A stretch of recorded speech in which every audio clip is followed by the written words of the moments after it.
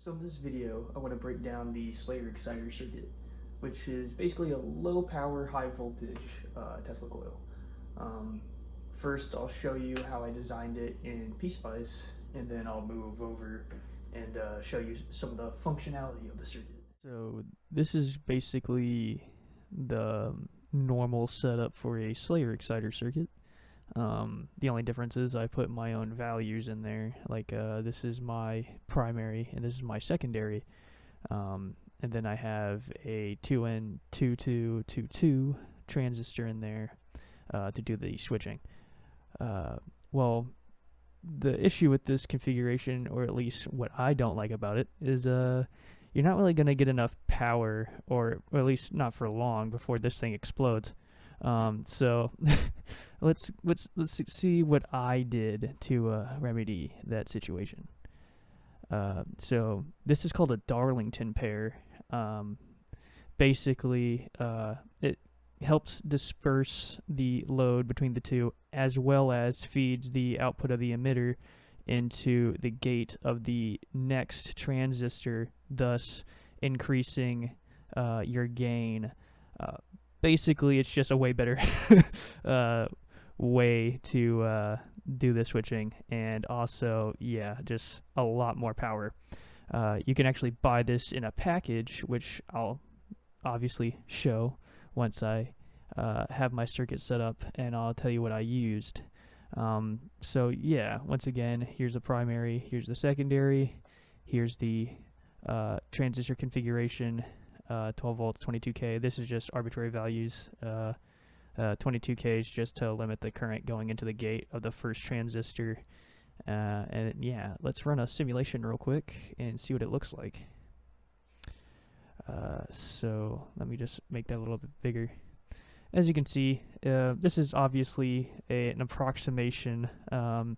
It's not perfect real world conditions, but it's oscillating at about 1.67 megahertz, which makes sense due to it being such a high frequency circuit. So yeah, I just wanted to show you the simulation and how that was done. That way you can kind of get an idea of that process. Now that my circuit's set up, let's turn it on and see what it can do. Alright, so I have it set to about 5 volts. And there you go. Wireless power, baby. Lights it up pretty bright. If it cuts to the bottom. Obviously, you can hold it here. Nothing, not even shorting out the connections. But yeah, pretty cool. I have an idea though. The idea of this is to have sparks come at the top, or corona discharge in this case. That's about to happen. So 5 volts ain't gonna cut it. Let's see what 9 does.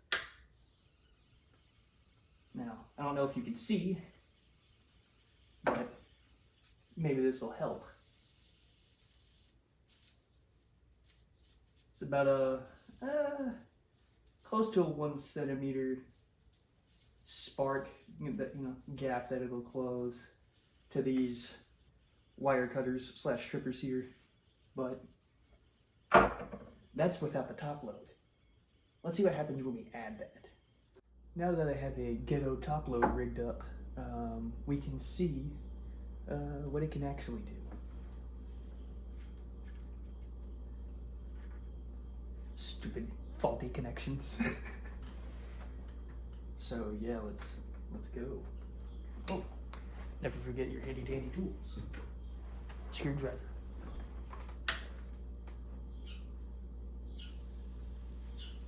So this is about 14 and a half. Well, let's go 15.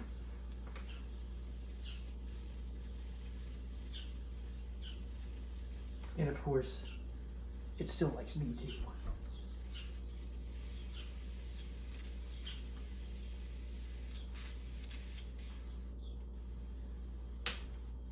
Pretty cool.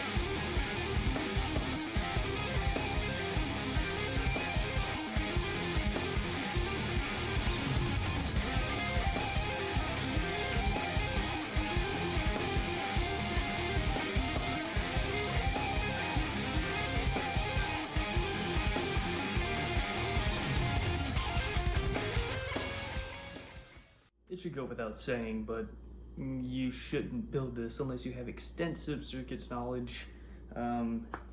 Mostly because anything you touch while it's going, if it's conductive, will shock and or burn you. Yeah, it lights stuff on fire, as you could tell from the demonstration of its capabilities. With that being said, I have 2 projects in the works. One being an interrupter for the Tesla coil. That way I can plug this into it. And then, yeah, have my setup go into the interrupter, and then have the Tesla coil be the output for my instrument. So yeah, that'll be pretty cool. And I actually have the beginnings of that circuit already in the works. So possibly in the near future, all depending on how much time I have. So that'll be cool. And then number 2, obviously I gotta go further. I mean, I don't have gigantic long bolts of lightning going everywhere, and I just can't have that. So yeah, that'll probably be in the further future, but only time will tell. But with all that being said, that's all I got for now. See you.